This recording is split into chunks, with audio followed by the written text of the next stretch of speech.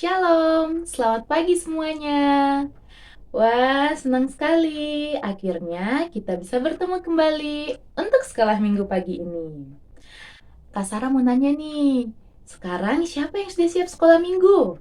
Yang sudah siap sekolah minggu, yuk tangannya dilambaikan.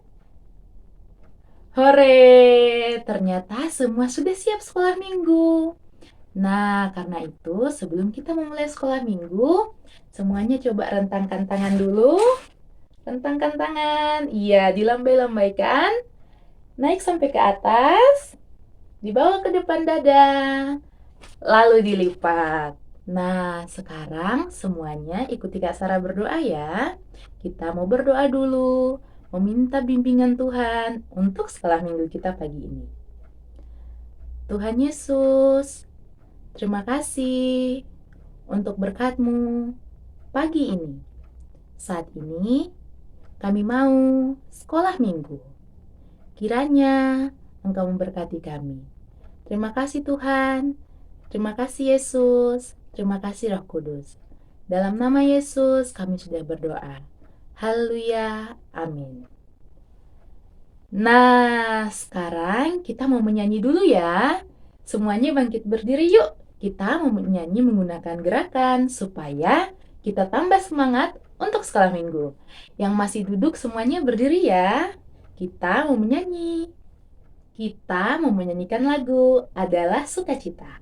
Semuanya sudah berdiri ya. Semuanya sekarang ikuti gerakan Kak Sarah. Jangan lupa menyanyi juga ya.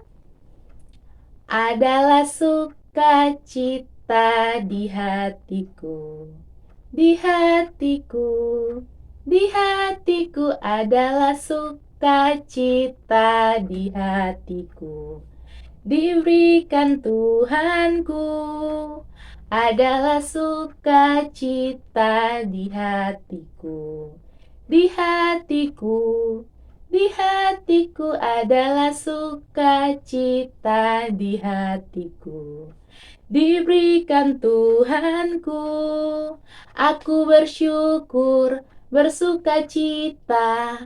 Kasih Tuhan tinggal di dalamku. Aku bersyukur, bersukacita. Kasih Tuhan tinggal di dalamku. Sekali lagi, adalah sukacita di hatiku. Di mana? Di hatiku. Di mana? Di hatiku adalah sukacita di hatiku. Diberikan Tuhanku, aku bersyukur, bersukacita. Kasih Tuhan tinggal di dalamku. Aku bersyukur, bersukacita. Kasih Tuhan tinggal di dalamku. Hore, kita sudah menyanyi. Sekarang sebelum kita mendengarkan cerita, kita mau mengingat kembali pelajaran yang diajarkan minggu lalu. Semuanya bisa duduk kembali ya. Kita mau mengingat kembali pelajaran sekolah minggu yang diajarkan minggu lalu. Nah, adik-adik semua, siapa yang masih mengingat pelajaran sekolah minggu yang diajarkan oleh Bu Ana minggu lalu? Ayo, siapa yang masih ingat? Kalau begitu, kita sama-sama mengingat kembali ya. Jadi, minggu lalu kita belajar tentang kasih itu terbesar. Apa itu kasih? Kasih adalah perasaan menyayangi kepada seluruh ciptaan Tuhan di dunia ini. Nah, ciptaan Tuhan itu apa saja? Ada manusia, ada tumbuhan, ada hewan. Nah, kita diminta Tuhan untuk selalu mengasihi, karena kasih itu adalah yang paling utama. Tanpa kasih, kita tidak ada gunanya. Karena itu, Tuhan meminta kita untuk selalu mengasihi sesama kita maupun seluruh ciptaannya. Nah, itu pelajaran tentang kasih minggu lalu. Kalau minggu ini, kita mau belajar tentang kasih dalam perbuatan. Kalau minggu ini kita mau belajar tentang apa? Kasih dalam perbuatan. Nah, sebelum kita mendengarkan cerita, Kak Sarah mau meminta tolong kalian untuk mencari 8 benda. Boleh benda apa saja yang ada di sekitar kalian. Boleh pensil, bolpen, penghapus, penggaris, lem, atau apa saja yang ada di sekitar kalian. Carinya 8 ya. Terus ditaruh di depan kalian. Kita mau bersama-sama mendengarkan cerita. Apakah semuanya sudah mendapat benda-bendanya? Hore, ini punya Kak Sarah. Yuk diangkat dulu. Boleh apa saja ya, yang penting 8. Nah, sekarang ditaruh dulu. Kita mau bersama-sama membaca ayat pelajaran kita minggu ini. Alkitabnya disiapkan ya. Kita akan membaca firman Tuhan atau ayat pelajaran kita minggu ini dari 1 Korintus 13 ayat 4 sampai 6. Kak Sarah akan membantu membacakan dari sini dan adik-adik semua mengikuti dari rumah ya. 1 Korintus 13 ayat 4 sampai 6. Ayat 4, kasih itu sabar. Kasih itu murah hati, ia tidak cemburu. Ia tidak memegahkan diri dan tidak sombong. Ia tidak melakukan yang tidak sopan dan tidak mencari keuntungan diri sendiri. Ia tidak pemarah dan tidak menyimpan kesalahan orang lain. Ayat 6, ia tidak bersukacita karena ketidakadilan, tetapi ia bersukacita karena kebenaran. Nah, itu ayat firman Tuhan kita pagi ini. Nah, sekarang semuanya duduk tenang ya. Kita mau bersama-sama mendengarkan cerita. Melalui pembacaan ayat dari firman Tuhan tadi, ada 8 ciri-ciri atau tanda orang yang hidup dalam kasih. Nah, apa saja itu? Kita akan belajar bersama-sama. Yang pertama, tapi sebelumnya Kak Sarah mau meminta kalian mengambil salah satu benda dulu yang paling kalian suka. Ayo, yang pertama, silahkan diambil. Diangkat semua. Iya. Di sini benda pertama yang Kak Sarah punya adalah gantungan kunci berbentuk salib. Jadi, yang pertama, ciri-ciri yang pertama adalah sabar. Kasih itu sabar. Nah, Tuhan meminta kita supaya kita selalu sabar. Contohnya apa? Ketika mungkin kita lagi antri, terus antriannya panjang sekali. Kita harus sabar, dengan tenang menunggu giliran kita. Jangan kita marah-marah, ih kenapa ini lama sekali. Tapi kita harus tetap sabar sampai giliran kita dipanggil. Nah, itu adalah contoh pertama atau ciri-ciri pertama orang yang hidup dalam kasih, yaitu sabar. Sekarang ambil benda kedua dari depan kalian. Ayo, boleh apa saja ya? Nah, di sini Kak Sarah punya sticky notes. Iya. Nah, jadi yang kedua adalah kasih itu murah hati. Murah hati ketika kita ke sekolah dan melihat teman kita tidak membawa bekalnya, mungkin kita bisa memberikan apa yang kita punya. Atau misalnya ada teman yang lupa membawa bolpen atau pensil, terus dia mau nulis tapi nggak ada bolpen sama pensil. Nah, kita bisa berbagi kalau kita punya lebih. Nah, jadi yang kedua adalah kasih itu murah hati. Contoh yang ketiga, diambil lagi. Nah, di sini Kak Sarah punya selotip. Yang ketiga yaitu kasih itu tidak cemburu dan tidak iri. Nah, tidak cemburu atau tidak iri itu gimana, Kak?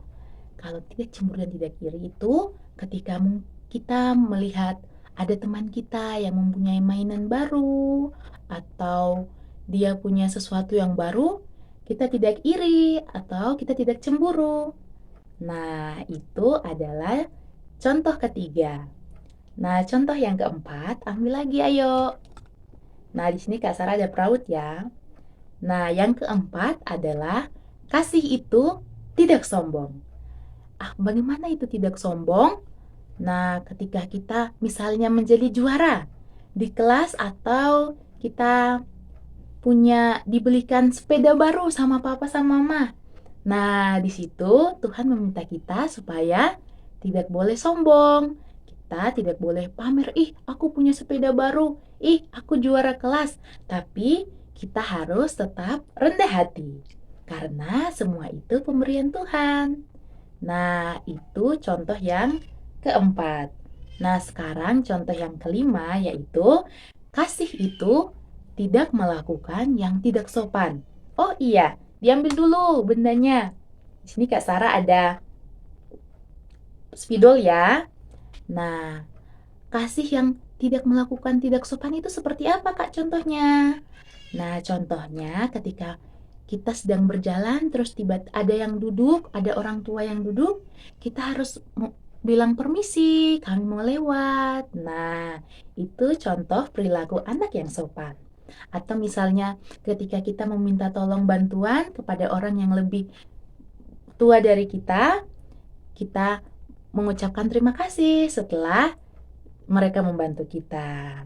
Nah, jadi itu adalah contoh yang kelima. Wah, coba diangkat dulu bendanya. Sudah pas 5 belum? Oke, sisa 3 lagi ya. Tadi sudah 5 contoh ya. Sekarang contoh yang keenam. Ayo diambil dulu barangnya. Iya, di sini Kak Sarah ada penggaris ya. Nah, contoh yang keenam yaitu kasih itu tidak mencari keuntungan sendiri. Kasih yang tidak mencari keuntungan sendiri itu seperti apa, Kak? Nah, kasih yang tidak mencari keuntungan sendiri itu contohnya seperti ketika kita mau mengikuti lomba, terus kita berlaku curang. Nah, itu tidak baik karena itu contoh bahwa kita mencari keuntungan sendiri. Dan ciri-ciri orang yang mempunyai kasih, mereka tidak mencari keuntungan sendiri. Jadi ketika mengikuti lomba, mereka tidak berbuat curang. Mereka ikut saja dengan jujur. Nah, itu adalah contoh kasih yang tidak mencari keuntungan sendiri. Sekarang yang ketujuh. Ayo bendanya diambil lagi. Di sini Kak Sarah ada gunting kuku ya. Nah, yang ketujuh itu adalah kasih itu tidak pemarah. Di sini siapa yang pernah marah? Ayo, yang pernah marah coba angkat tangannya. Pasti semuanya pernah marah, pernah kesal ya. Tidak apa-apa, itu wajar saja. Cuma jangan terlalu sering marah. Karena orang yang memiliki kasih, mereka tidak cepat marah. Nah, itu yang ketujuh. Sekarang yang kedelapan atau yang terakhir. Diambil dulu bendanya. Ya, di sini Kak Sarah ada bolpen. Bolpen ya. Jadi, yang kedelapan, contoh yang kedelapan yaitu kasih itu tidak menyimpan dendam. Jadi ketika ada yang melakukan kesalahan kepada kita, ada orang yang mungkin mendorong kita terus kita jatuh, terus setelah itu kita marah, terus waktu dia minta maaf, kita nggak mau memaafkan. Nah, itu tidak baik, karena sikap begitu menunjukkan kalau kita menyimpan dendam. Nah, Tuhan Yesus berkata, orang yang memiliki kasih, mereka tidak menyimpan dendam. Jadi, yang kedelapan adalah kasih itu tidak menyimpan dendam. Kita tidak boleh menyimpan dendam. Lebih baik kita mengampuni. Nah, jadi itu adalah 8 ciri-ciri kasih orang yang hidup di dalam kasih. Nah, sekarang kita mau menghafal ayat hafalan kita. Tapi sebelumnya kita menaruh benda-benda dulu sambil mengingat kembali 8 ciri-ciri orang yang hidup dalam kasih. Yang pertama tadi apa? Kasih itu sabar. Yang kedua, kasih itu murah hati. Yang ketiga, kasih itu tidak cemburu. Yang keempat, kasih itu tidak sombong. Yang kelima, kasih itu tidak melakukan yang tidak sopan. Yang keenam, kasih itu tidak mencari keuntungan sendiri. Yang ketujuh, kasih itu tidak pemarah. Yang kedelapan, kasih itu tidak menyimpan dendam. Hore, jadi kita sudah belajar 8 ciri-ciri orang yang hidup di dalam kasih. Sekarang kita membaca ayat hafalan dari 1 Korintus 13 ayat 4a. Semuanya ikuti gerakan Kak Sarah ya. 1 Korintus 13 ayat 4a. Kasih itu sabar, kasih itu murah hati. Nah, sekali lagi ya. 1 Korintus pasal 13 ayat 4 bagian A. Kasih itu sabar, kasih itu murah hati. Nah, itu adalah ayat hafalan kita minggu ini. Pendek aja, jadi tolong dihafalkan di rumah ya. Kita sudah menghafal ayat hafalan. Sekarang, sebelum sekolah minggu kita selesai, Kak Sarah mau memberikan tugas untuk kalian di rumah. Tugas apa? Tugasnya gampang saja, yaitu menggambar bentuk hati untuk love di sebuah kertas, lalu menuliskan ayat hafalan serta tema kita minggu ini, yaitu kasih dalam perbuatan.